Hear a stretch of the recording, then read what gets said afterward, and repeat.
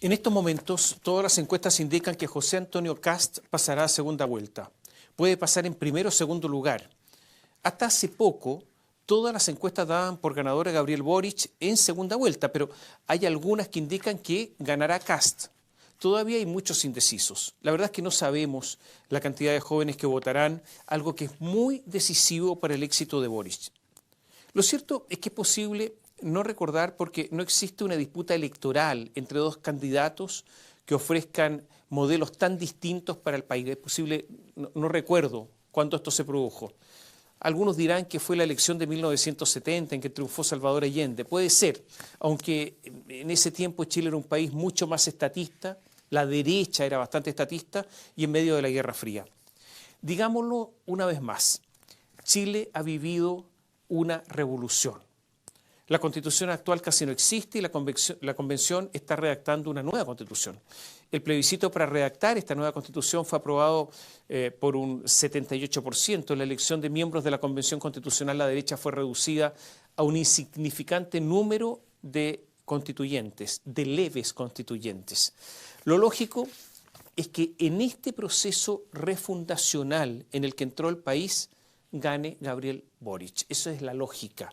O sea, lo normal es que una persona que represente ese sector, después de todas las victorias obtenidas en gobernaciones regionales, en la convención constitucional, en el plebiscito para que haya convención constitucional, bueno, Gabriel Boric debiera ser el ganador.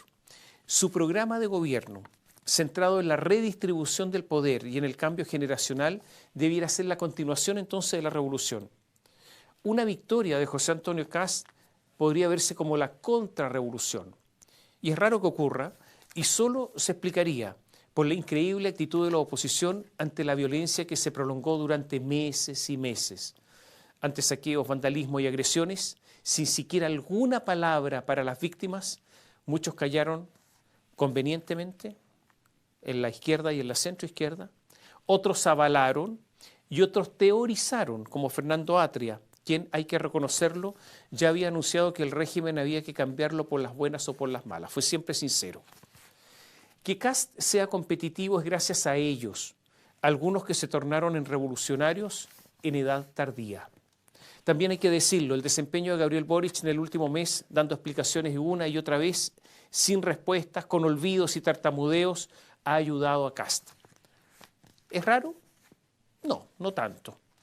No tanto en el caso de Boric. El problema es que José Antonio Kast lo respalda un partido muy pequeño, que casi no existe, el Partido Republicano, está bien peleado con la derecha, que por lo demás es y será minoría. En un eventual gobierno de Kast, ¿quiénes serán sus ministros? Tendrá una oposición durísima en el Congreso y una convención constitucional que presentará una constitución muy lejana a sus ideas. El plebiscito de salida se convertirá en eso, en una lucha fratricida y también en un plebiscito sobre su gestión y permanencia en el gobierno. Va a ser muy duro todo eso. Pero hay algo más. El programa de José Antonio Kast parece redactado por un, digámoslo así, un policía. No reúne las condiciones de un programa de gobierno. Es simplón, casi de escolar en algunas materias. Y si la derecha se ufana casi siempre que mientras la izquierda no sabe sumar y restar y ellos sí, el programa de Kast no cuadra por ninguna parte en materia económica. La verdad es que no soporta la revisión más simple. Es posible que sea el programa hecho para una minoría, para el 15% que con mucho Kast soñaba obtener y ahora para su sorpresa, que se encuentra ante una posible llegada al gobierno, simplemente el programa no da el ancho. O sea, Kast no tiene partido, no tiene equipo de gobierno y hoy tiene un programa que en realidad no es un programa. Kast propone mantener el modelo, pero este es un modelo que la gente quiere cambiar y que necesita, aunque se quiera mantener, de enormes cambios. El programa de Kast no habla de eso. Kast desea reducir los impuestos, por ejemplo, pero eso no es posible. Es tal el déficit fiscal chileno, son tantos los compromisos económicos, son tantas las demandas, que es totalmente inviable. Dice que va a bajar 10 puntos los impuestos a las empresas. Eso es hoy una promesa simplemente populista. El modelo chileno, además, tiene enormes distorsiones. En Chile el modelo no cumplió con la promesa de igualdad de oportunidades, no se cumplió la promesa de premiar el mérito, no se cumplió la promesa de mercados competitivos. La enorme y obscena concentración económica no es tema en el programa. Es más de lo mismo, con la clásica receta de la derecha en tantas partes en el mundo de solo bajar impuestos. Eso lo condena al fracaso, y además fracaso en tiempo corto. ¿Habrá algún candidato que, respetando la libertad de precios, prohíba, por ejemplo, los descuentos por volumen que solo benefician a los más grandes? ¿O que vea que los supermercados no impongan condiciones leoninas a los proveedores, o que los locatarios de los malls, esos arrendatarios, no sufran el abuso constante de los propietarios de los malls? ¿Será posible que no haya permanentes actos predatorios en algunos actores en nuestro mercado? ¿Entenderá Kast que el exceso de poder económico, como consecuencia de la enorme concentración económica que hay en Chile, configura un poder que no es democrático? Hablamos en la lógica de Kast, ¿no? Él quiere mantener el modelo, pero le falta mucha sustancia y da la impresión que en Chile, si uno lee ese programa, no ha pasado nada. Hay cierto consenso que las primeras manifestaciones de descontento ocurrieron con la Revolución Pingüina. El programa es totalmente rústico en educación. Mucha palabra o palabrería y poca sustancia. ¿Cómo recuperar en la educación el rigor? ¿Cómo estandarizar el mínimo de conocimientos universitarios? ¿Cómo formar decididamente mejores profesores? Son algunas preguntas obvias, pero que no tienen respuesta. ¿Qué es lo que es Kast? Kast es un conservador de derecha. Quiere retirar el proyecto de las 3 causales de aborto, pero el país no quiere eso.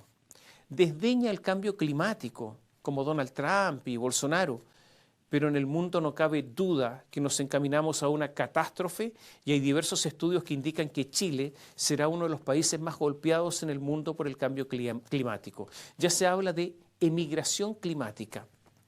¿A quién se le ocurre minimizar todo esto considerando que en este aspecto el tiempo es oro porque vivimos una carrera para sobrevivir?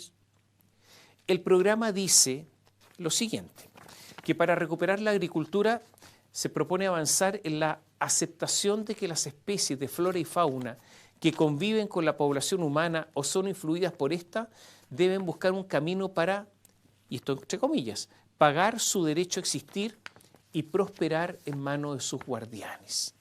Y agrega, deben estar debidamente regulados por la autoridad mediante la generación de parques temáticos y otros emprendimientos de aprovechamiento de la flora y la fauna. O sea, para que puedan sobrevivir, deben convertirse en un negocio, para que así puedan pagar por vivir. Usted comprenderá que yo no conozco ningún programa que haya dicho esto. Esto es exótico. Kast dijo además que retiraría a Chile de la ONU. O sea, pretende convertirnos en una especie de paria en el mundo. Esto es alucinante. Es obvio que el candidato requiere saber más de lo que pasa en el mundo. El punto 33 del programa habla de integrar a Chile en una coordinación internacional de antirradicales de izquierda. ¿Quiénes son los radicales de izquierda? Una coalición internacional. A ver, esto no digo que es la misma dimensión, pero parece una especie de operación cóndor política. La idea es identificar, detener y juzgar a agitadores radicalizados. Pero parece un estado policial, persecutorio. Y entonces, ¿se podría criticar a Boric si quiere integrar a Chile al Grupo de Puebla o a una red de izquierda antiderecha? Ya sabemos lo que pasó con Sebastián Piñera y ese tonto viaje a Cúcuta. Como que las lecciones no se aprenden. Repito, esto es exótico. El candidato dice que en un estado de emergencia, que lo va a cambiar, va a ser un estado de emergencia renovado, el presidente podría, por sí y ante sí, o sea, sin dar cuenta a nadie, interceptar, abrir o registrar documentos y toda clase de comunicaciones y arrestar a personas en sus propias moradas o en lugares que no sean cárceles. O sea, lo que pretende es que bajo estado de emergencia el presidente se transforme en un dictador. Propone también cerrar la Facultad Latinoamericana de Ciencias Sociales Flaxo, porque dice hay mucho activismo político ahí. Pero en vez de cerrarla, ¿no podría intentar mejorarla? Además propone cerrar el Instituto Nacional de Derechos Humanos. Pero yo insisto, de nuevo, ¿acaso no se le puede mejorar? En un país donde un dictador vulneró los derechos humanos consistentemente y donde el sector de Kast avaló ese gobierno, esa dictadura, no hay espacio para cerrar el instituto. ¿Qué tiene que hacerlo? Mejorarlo, si es que no le gusta. Y me olvidaba un detalle.